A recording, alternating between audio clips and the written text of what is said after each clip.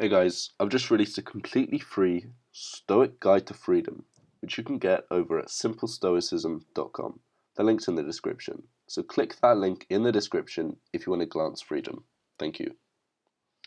True happiness is to enjoy the present without anxious dependence upon the future, not to amuse ourselves with either hopes or fears, but to rest satisfied, for he that is wants nothing. The greatest blessings of mankind are within us and within our reach. A wise man is content with his lot, whatever it may be, without wishing for what he has not. Seneca.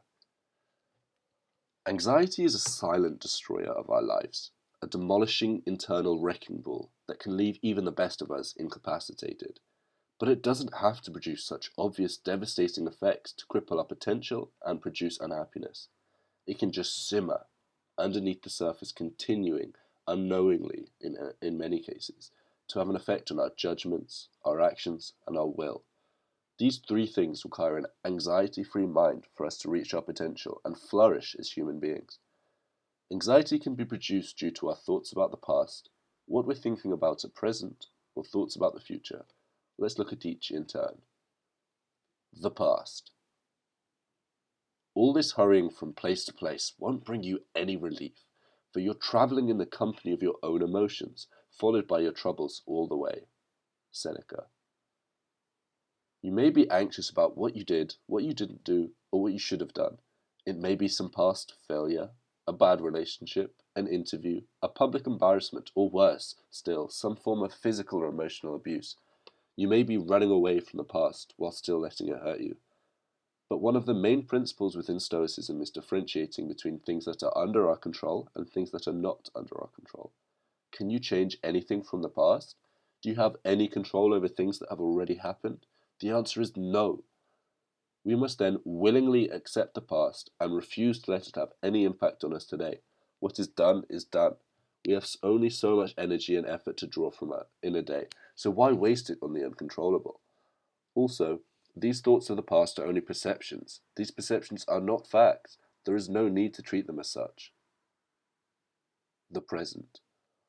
Wild animals run from the dangers they actually see, and once they have escaped them, they worry no more. We, however, are tormented alike by what is past and what is to come. A number of our blessings do us harm, for memory brings back the agony of fear while foresight brings it on prematurely. No one confines his unhappiness to the present. Seneca.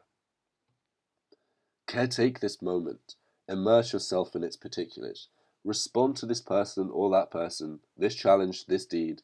Quit the evasions. Stop giving yourself needless trouble. It is time to really live, to fully inhabit this situation you happen to be in right now.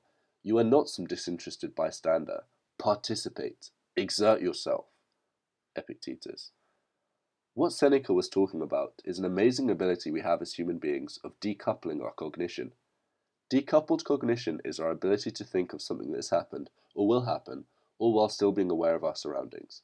It also encompasses our ability to have a complex interaction with another person at another time and place, within our own minds. We can also place ourselves within other people, imagining what they think and how they could respond to us. We can see how useful this skill is for social interaction and planning, but it is also the source of all of our woes. We have come to be in a perpetual state of decoupled cognition, never truly being in the present moment. How often do we truly immerse ourselves in activities at hand without one eye either in the past or the future? How often do we have conversations with people while not even listening or driving the car, and when we get to our destination don't even remember the journey? This lack of mindfulness is usually because we are so busy being anxious about the past, future, or angry or hankering that we don't even know what it's like to actually be present, to just be. No one confines his unhappiness to the present. If we continually work to bring your thoughts to the present moment, increase our mindfulness, we will find unhappiness and anxiety are impossibilities. Marcus Aurelius said we needed 3 things for a happy life, and they all involve the present moment. Number 1, objective judgment, now, at this very moment. Number 2, unselfish action, now, at this very moment. Number 3, willing acceptance, now, at this very moment, of all external events. The future. He suffers more than necessary. who suffers before it is necessary. Seneca. Make the best use of what is in your power, and take the rest as it happens. Epictetus. As with the past, the future lies within the realm of things we do not control, things not in our power. Clearly distinguishing in our minds that the future is indeed unknowable helps us realize how ridiculous it is to waste any time worrying or hoping about it. The meditation for the November 16th in the Daily Stoic book is hope and fear are the same. They are both the enemy of the present moment, and we will come to truly understand how any enemy of the present moment is an enemy of ours. It is obvious how fearing the future would make us anxious in the present, but hoping is much more subtle, more cunning in the way it can produce anxiety and cause unhappiness. Hoping about the future causes us to want things to turn out a certain way, and so living a life in opposition to amor fati. It is also this wanting and hoping that is actually causing us to worry about certain outcomes, causing our anxiety.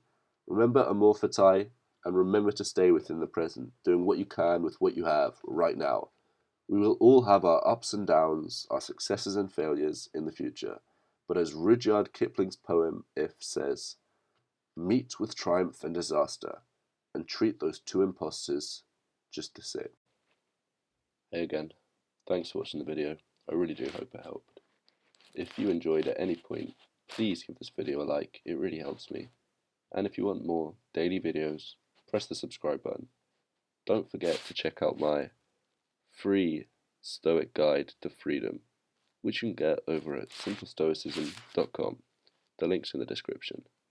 Click the link in the description if you want a glance of freedom, because Stoicism can give it to you. Thanks again.